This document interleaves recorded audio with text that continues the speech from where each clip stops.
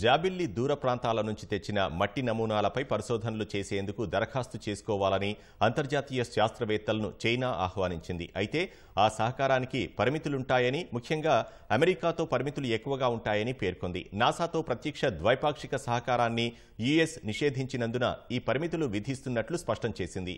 US China aerospace సహకారంతో Wolf సవరణ చట్టం అడ్డంకిగా ఉందని చైనా నేషనల్ స్పేస్ అడ్మినిస్ట్రేషన్ తెలిపింది. చాంగ్యే 6 మిషన్ కోసం European space agency, France, Italy, పాకిస్తాన్తో కలిసి పనిచేశామన్నారు.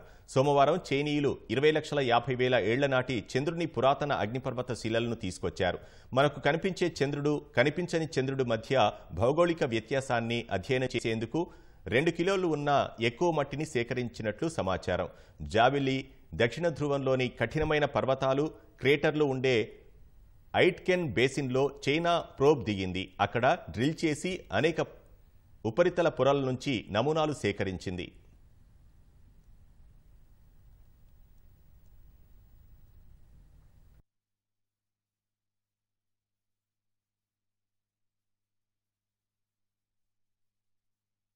సమీప వైపు నుంచి చైనా నమూనాలను సేకరించింది.